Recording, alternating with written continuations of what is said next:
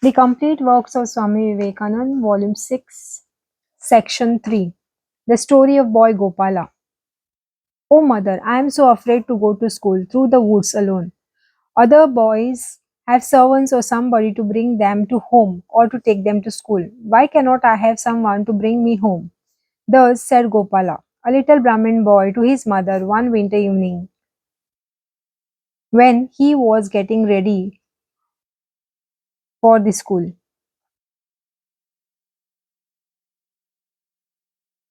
The school hours were in the morning and afternoon. It was dark when the school closed in the afternoon, and the path lay through the woods. Gopala's mother was a widow.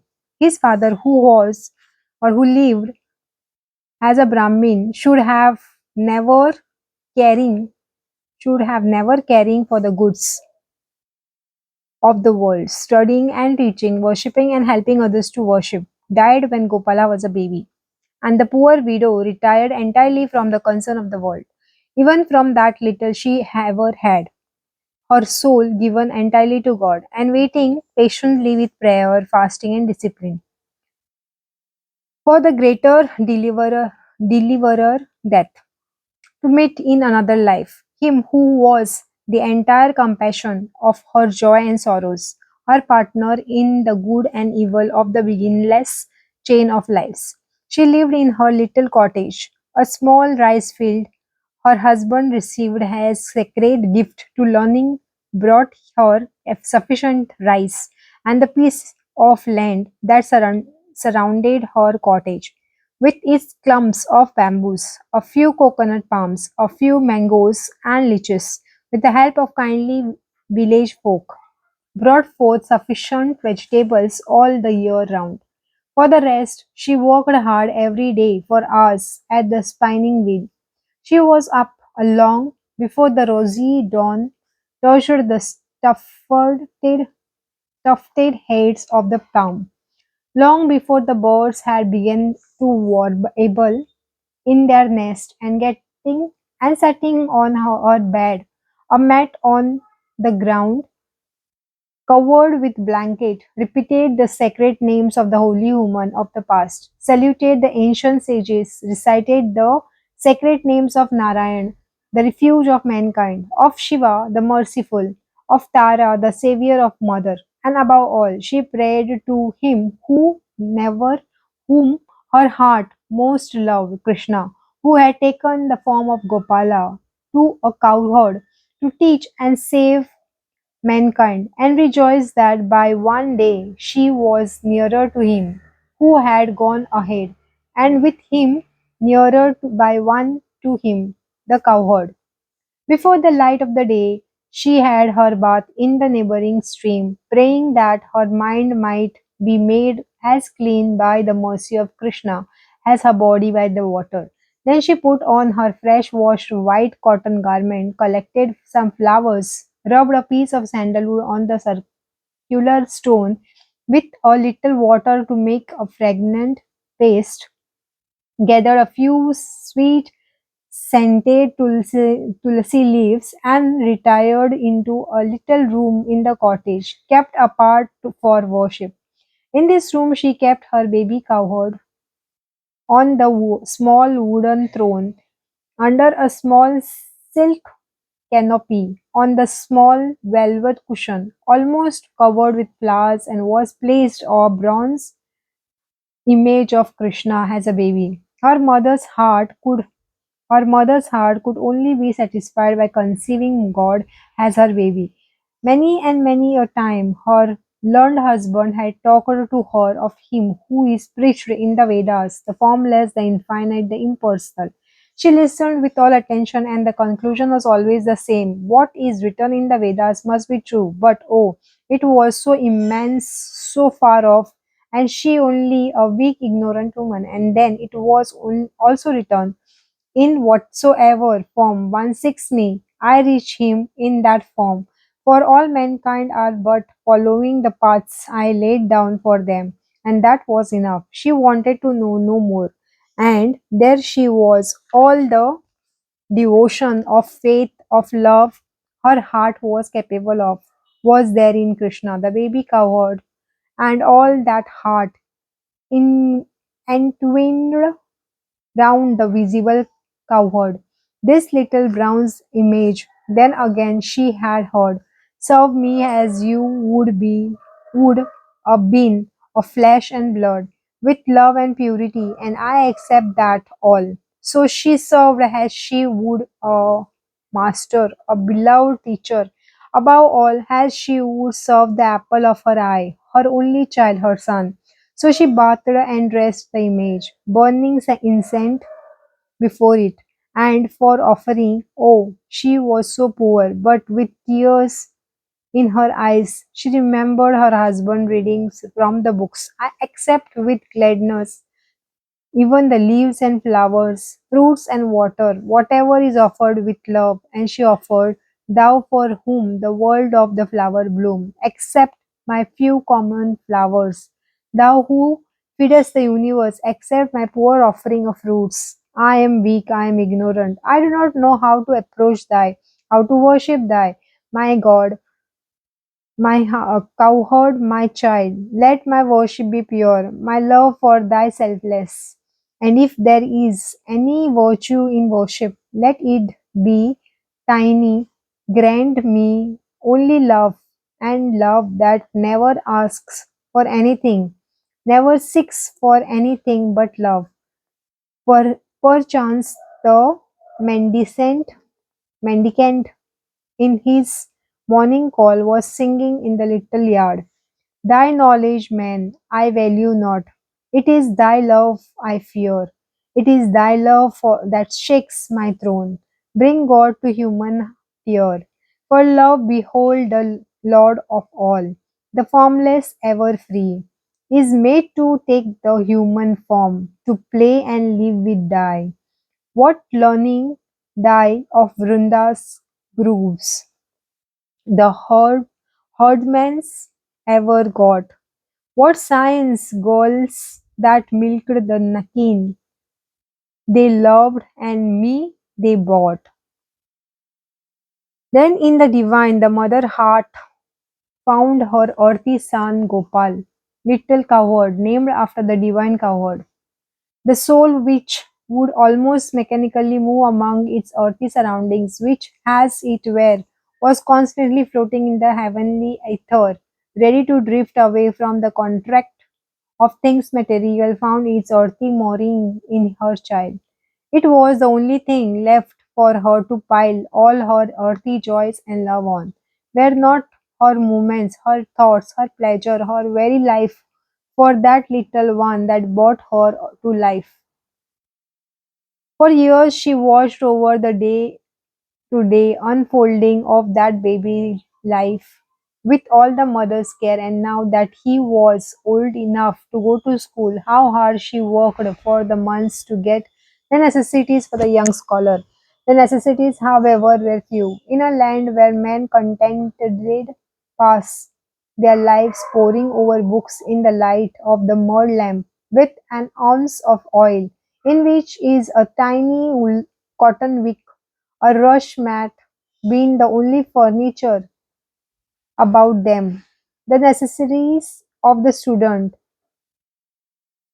are not many, yet there were some, and even those many a day many a day of the hard work to the poor mother. Now for days she toiled over her wheels to buy Gopal a new cotton dhoti and piece of cotton chaddar, the under and upper covering, the small mat in which Gopal was to put his bundle of palm leaves for writing, and his reed pens, and which he was to carry to rolled up under her arm to be used as he sit at school, and the inkstand.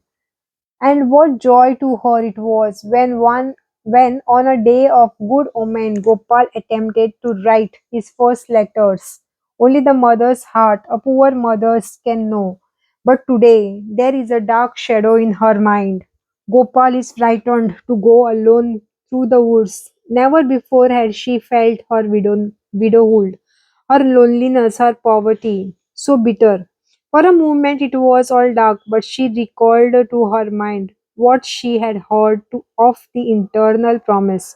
Those that depend on me, giving up all other thoughts. To them I myself carry whatever is necessary, and she was one of the soul who could believe. So the mother wept. So the mother wiped her tears. So the mother wiped her tears and told her child that he needed not to fear. For in those woods lived another son of her tending cattle and also called Gopala.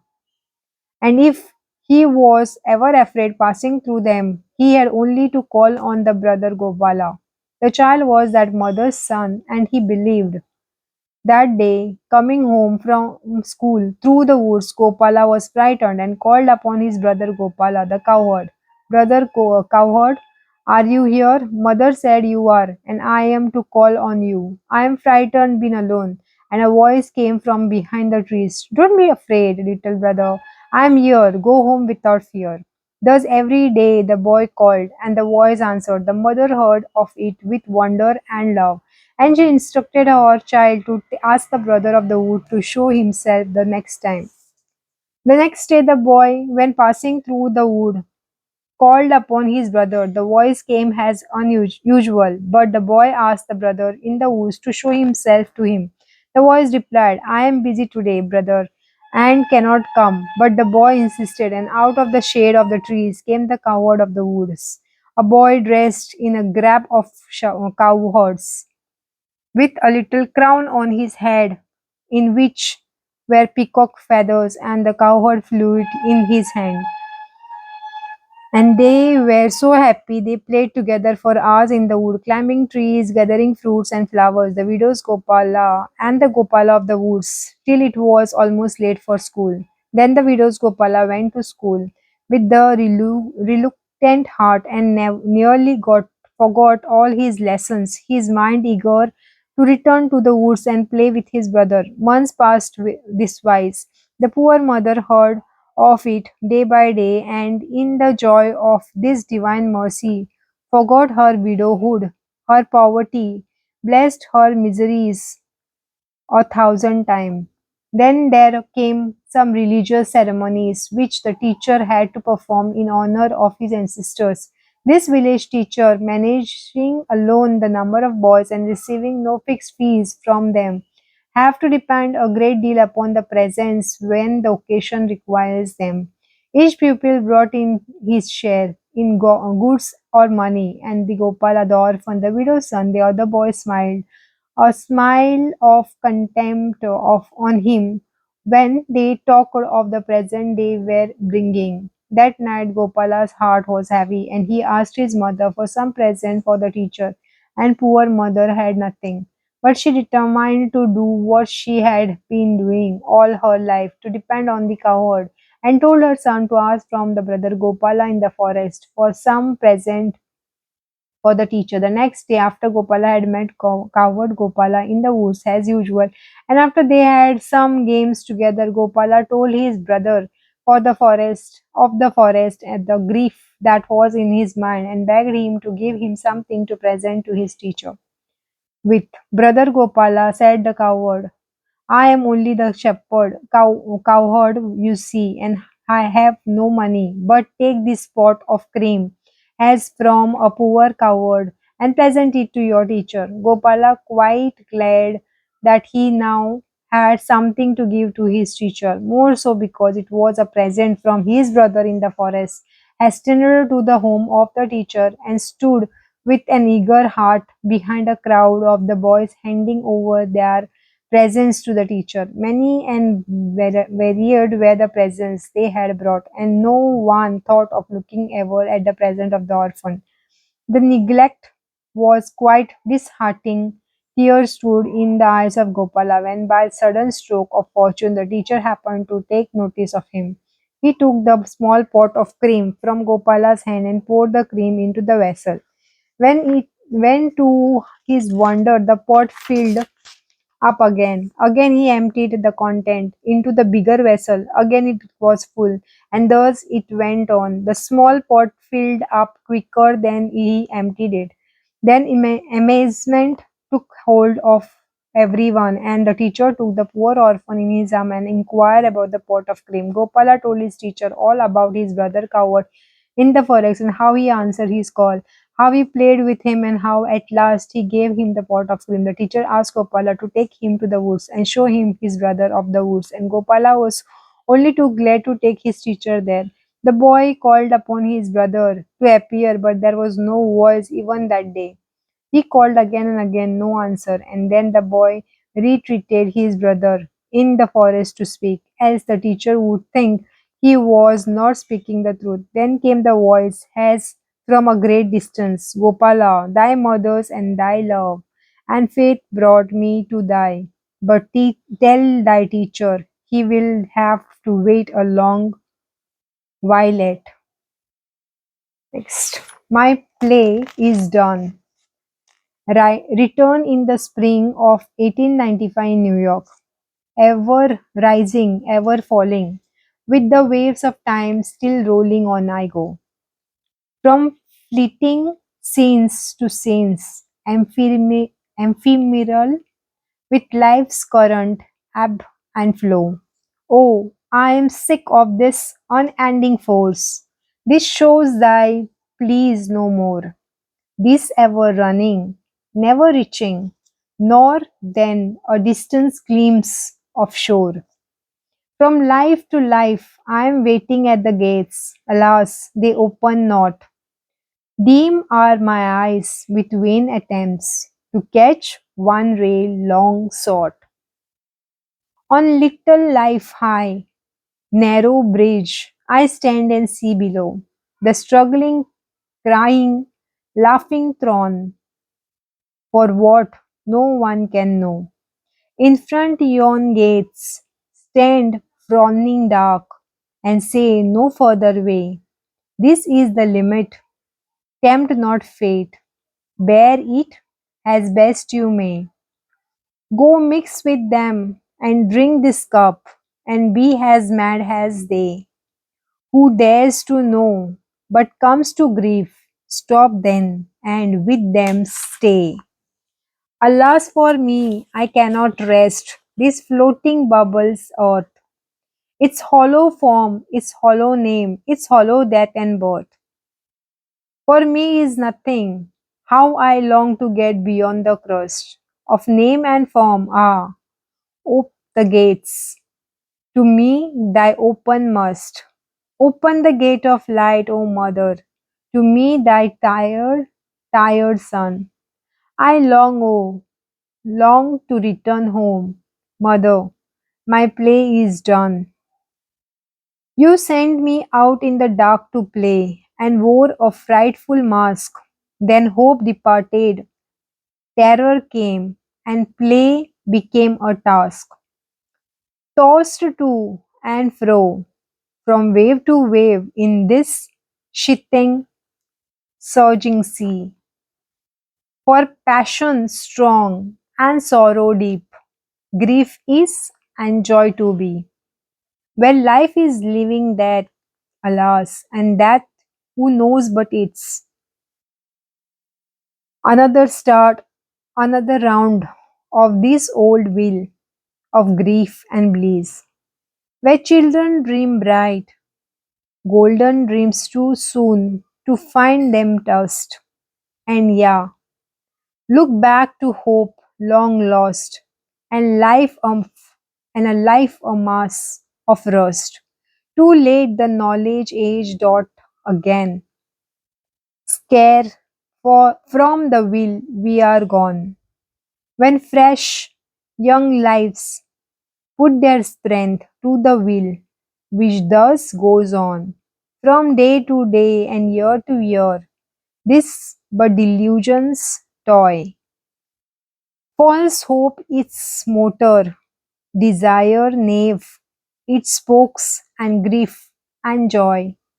I go drift and know not whither, save me from this fire. Rescue me, merciful Mother, from floating with desire. Turn not to me thy awful face, this more than I can bear.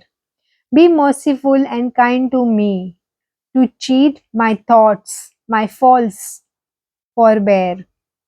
Take me, O Mother, to those shores where strifes forever cease, beyond all sorrows, beyond tears, beyond thy earthly bliss, whose glory neither sun, nor moon, nor star that twinkles bright, nor flash of lightning can express, they but reflect its light. Let never more delusive dream, while of thy face from me. My play is done, O Mother. Break my chains and make me free. Next, the cup. This is your cup, the cup assigned to you from the beginning. Nay, my child, I know how much of that dark drink is your own brew. Of fault and passion, ages long ago, in the depth years of yesterday, I know. This is your road, a painful road and dread. I made the stones that never give you rest. I set your friend in pleasant ways and clear, and he shall come like you unto my breast. But you, my child, must travel here. This is your task. It has no joy nor grace, but it is not meant for any other hand, and in my universe, it measured place. Take it, I do not bide. You understand? I bid you close your eyes to see my face. Next, a benediction, a benediction, a benediction. The mother's heart, the hero's will, the sweetness of the southern breeze, the sacred charm and strength that dwells on Aryan's altar, flaming free. All these be yours and many more, no ancient soul could dream before. Be thou to India's future son, the mistress, servant, friend in one. Next, the hymn of creation. Exist was not then, nor non-exist. The world was not, the sky beyond was neither. What covered the mist? Of whom was that? What was the depth of the darkness thick? Death was not then, nor immorality. The night was neither separate from the day, but motionless did that vibrate, alone with its own glory one. Beyond that nothing did exist. At first, in darkness, hidden darkness lay, undisgusted as one mass of day, as one mass of water.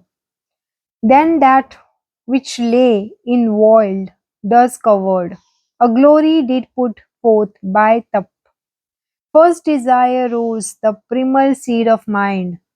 The sages have seen all this in their hearts, sifting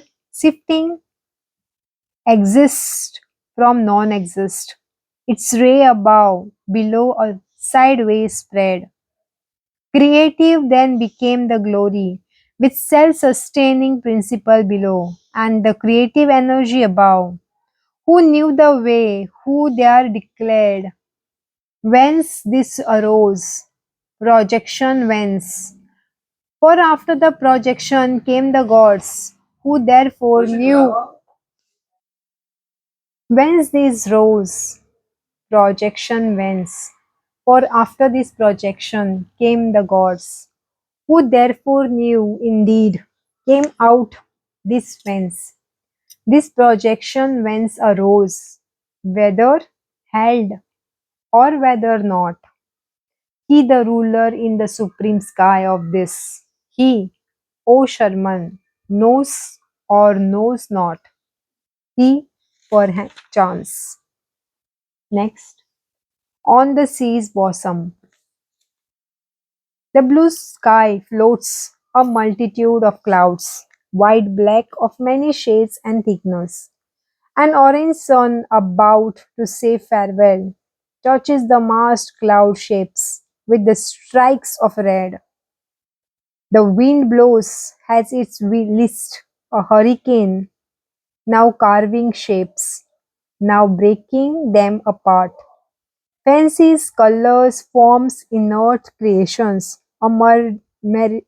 myriad scenes through real, though real, yet fantastic. Their light clouds spread, heaping up cotton. See next a huge snake, then a strong lion again. Behold a couple locked in love. All vanish, all at last, in the vapory sky. Below the sea sings a varied music, but not grand, O India, nor ennobling thy waters. Wildly praised, murmurs sinner in soothing cadence, without a harsh roar. Swami Vivekananda composed this poem in Bengali during his return from his second trip to the West. At the time of writing it, he was probably crossing the eastern meridian.